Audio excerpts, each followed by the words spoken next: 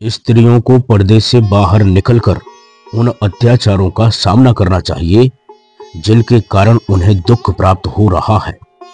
जब तक स्त्रियां स्वयं साहस नहीं करेंगी, उनके दुखों का अंत नहीं होगा। यह कथन कस्तूरबा गांधी का है।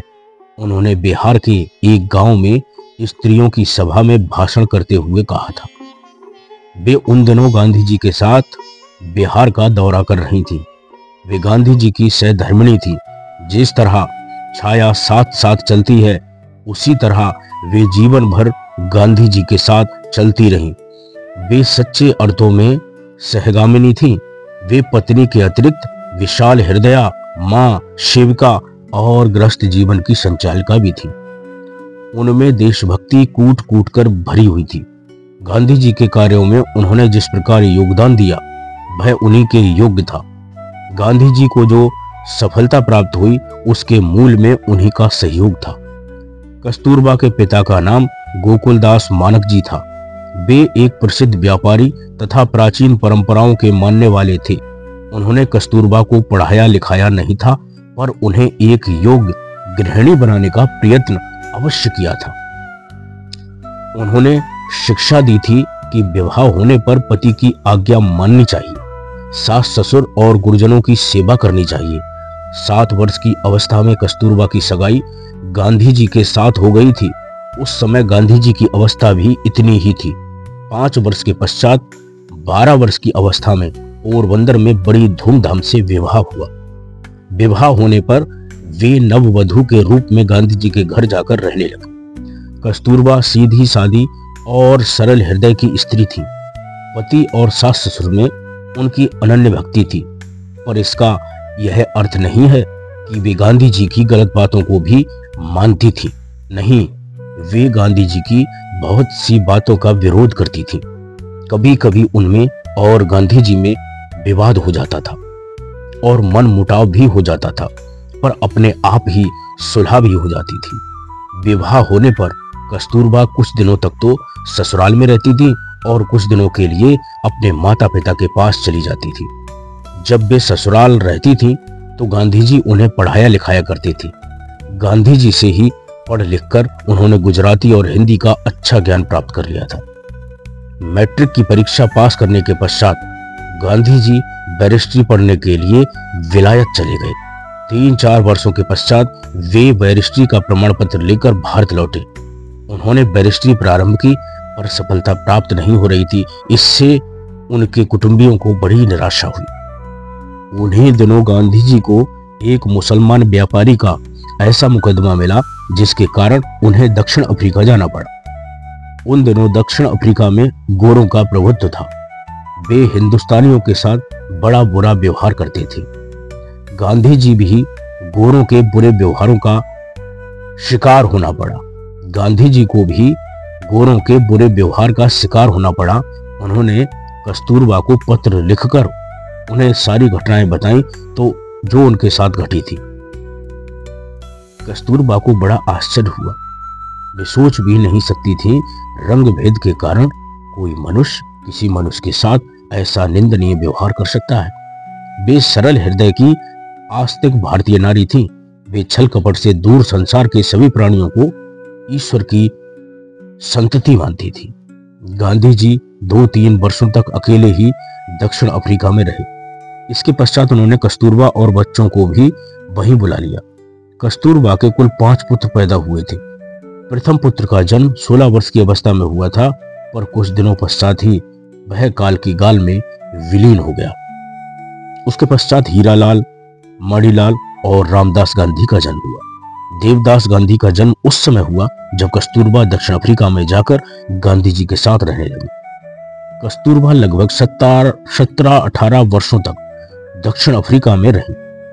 उनके जीवन के वे 17-18 वर्ष उनके लिए बड़े उपयोगी सिद्ध हुए। उन्होंने बहुत सी सामाजिक और राजनीतिक बातें सीखी और तरह तरह की समस्याओं का ज्ञान प्राप्त किया। इन्हीं दिनों उनके भीतर छिपी हुई शक्ति का चमत्कार भी देखने को मिला। वे गृहस्थी का संचालन करती, बच्चों का पालन पोषण करती, अतिथियों का स्वागत सत्कार करती, आपदाओं से जूझती और गांधी जी के कार्य में उनका हाथ बटाया करती थी। गांधी जी ने जब टॉलस्टॉय और फिनिक्स आश्रमों की स्थापना की तो वे ही आश्रमों की देखरेख किया करती थी। वे जेल गई थीं और इस बात में भी रंचमाल संदेह नहीं कि वे जेल जाने वाले सत्याग्रहियों की सेवा और सहायता करने में किसी प्रकार की त्रुटि नहीं रखती थी। उनकी सेवाओं को देखकर सत्याग्रही उन्हें वाह कहने लगे। गांधी जी ने स्वयं एक स्थान पर लिखा है, दक्षिण अफ्रीका में बाकी कर्मठता और कार्यक्षमता को देखकर मैं स्वयं विस्मित हो जाता था। उनमें मां, देश सेविका और संचालिका के गुण सिमटकर एक में मिल गए थे। वे काम करते कभी थकती नहीं थी। संघर्ष और विघ्न बाधाओं से उनके भीतर की शक्ति में और भी अधिक ओज पैदा हो जाता था। 1907 ईस्वी में दक्षिण अफ्रीका में एक कानून पास हुआ जिसके अनुसार प्रत्येक भारतीय के लिए अपने कुटुंब के सदस्यों के नाम का रजिस्ट्रेशन कराना आवश्यक हो गया था। गांधी जी ने उस कानून का विरोध किया। उसके विरोध में सत्याग्रह संग्राम भी छेड़ा। बहुत से सत्याग्रही पकड़े गए। स्वयं गांधी जी को भी बंदी बनाकर जेल में डाल दिया गया था। गांधी जी के बंदी होने पर कस्तूरबा ने 3 दिनों तक कुछ नहीं खाया था। केवल इतने से ही उन्हें संतोष नहीं हुआ। वे हजारों स्त्रियों के साथ सत्याग्रह करके स्वयं भी जेल चली गई। उन्होंने जेल में बुरे खाने के विरोध में भूख हड़ताल की। उनकी हालत जब चिंताजनक हो गई तो 3 महीने पश्चात उन्हें जेल से छोड़ा गया। कस्तूरबा की पाचन शक्ति नष्ट हो गई थी। उन्हें पानी तक नहीं पचता था। गांधी जी ने कई हफ्ते उनके पास रहकर उनकी सेवा की। उन्हें पेशाब और पाखाना भी कराया। गांधी जी की सेवाओं से उन्होंने नया जीवन प्राप्त किया। गांधी जी को असहयोग और सत्याग्रह में अभूतपूर्व सफलता प्राप्त हुई। भारतीयों के विरुद्ध जो कानून बनाए गए थे वे रद्द कर दिए गए। गोरे जो गांधी जी के विरोधी थे मित्र बन गए। गांधी जी का नाम चारों ओर फैल गया। भारत के गांव-गांव और घर-घर में उनकी कीर्ति गूंज उठी। लोग स्वर में स्वर मिलाकर उनकी जय बोलने लगे। सन 1914 ईस्वी में गांधी जी अपने कुटुंब के साथ भारत लौट आए। 1915 ईस्वी में उन्होंने कस्तूरबा के साथ भारत का परिभ्रमण किया। वे बड़े बड़े नगरों में तो गए ही, गांव में भी गए। उन्होंने चारों ओर दरिद्रता देखी, गरीबी देखी और देखी भूख। इससे प्रभावित होकर उन्होंने स्वयं कपड़े पहनना छोड़ दिए। उन्होंने प्रतिज्ञा की कि जब तक हर एक देशवासी को खाना और कपड़ा नहीं मिलेगा मैं नंगे बदन रहूंगा।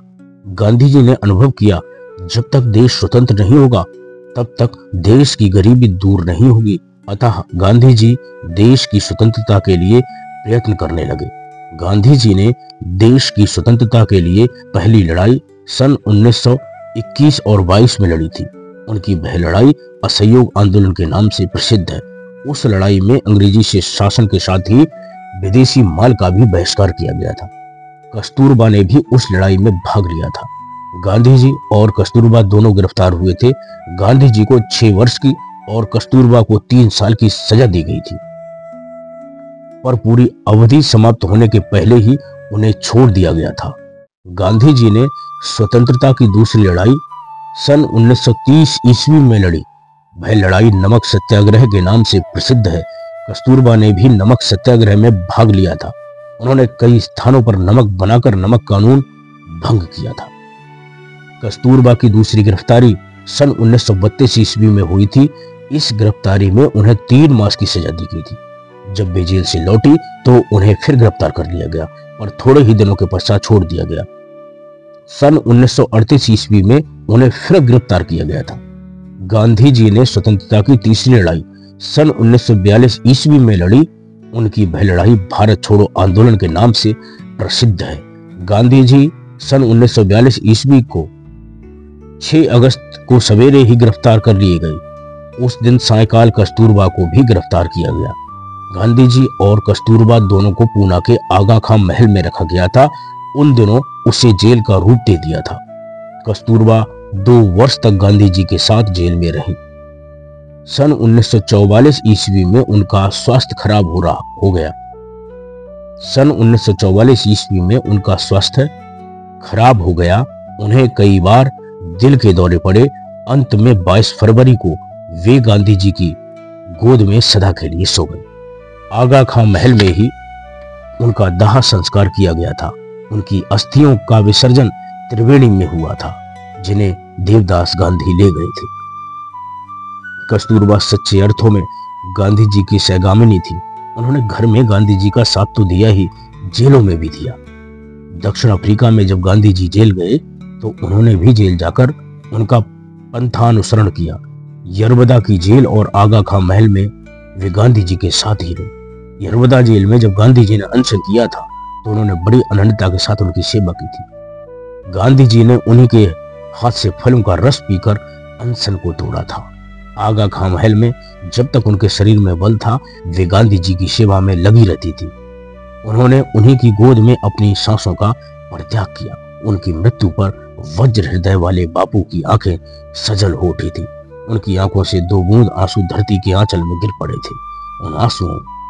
उन आंसुओं में हृदय की जो पीड़ा छिपी हुई थी, कोई उसका अनुमान तक नहीं लगा सकता था। जय हिंद, जय भारत।